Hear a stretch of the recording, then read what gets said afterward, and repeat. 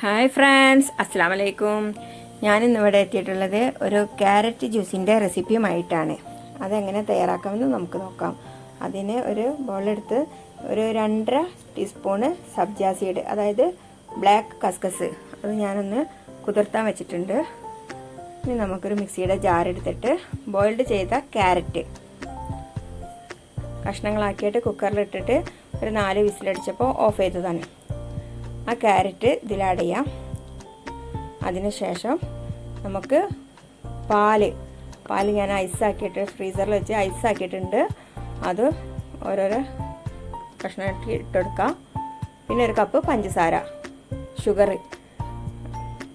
പിന്നെ ഒരു 2 ടീസ്പൂൺ പാൽപ്പൊടി, മിൽക്ക് പൗഡർ, അതും കൂടെ ആഡ് ചെയ്യാം. അതിനുശേഷം തണുത്ത വെള്ളം കുറച്ച് ഒഴിച്ചെടുക്കാം. 1/2 ലിറ്റർ പാലാണ് ഞാൻ യൂസ് ചെയ്തിട്ടുള്ളത്.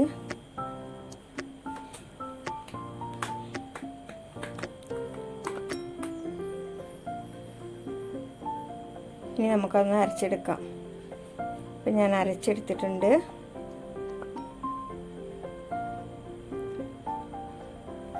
മിക്സിയുടെ ജാറിൽ പറ്റി പിടിച്ചത് എടുക്കാം. കുറച്ച് വെള്ളം ഒഴിച്ചിട്ടൊന്ന് ഇളക്കിയെടുക്കാം.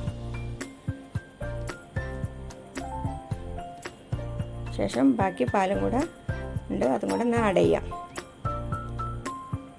ജ്യൂസ് ഇവിടെ റെഡി ആയിട്ടുണ്ട്.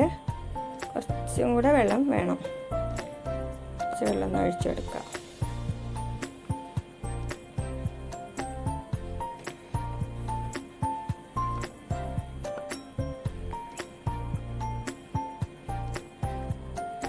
കുതിർത്താൻ വെച്ച സബ്ജ സീഡ്, ബ്ലാക്ക് കസ്കസ് കുതിർന്നിട്ടുണ്ട്. അതൊരു ഗ്ലാസ്സിലേക്ക് ഇട്ടെടുത്തിട്ട് ജ്യൂസ് ഒഴിക്കാം. നല്ല ടേസ്റ്റിയായ ജ്യൂസാണിത്. എല്ലാവരും നോമ്പ് കാലങ്ങളിൽ ട്രൈ ചെയ്യണം. അടിപൊളി ടേസ്റ്റാണ്. എല്ലാവർക്കും ഇഷ്ടപ്പെടും. അതിൻ്റെ മുകളിൽ കുറച്ചും കൂടെ സബ്ജ സീഡ് ഇടാം.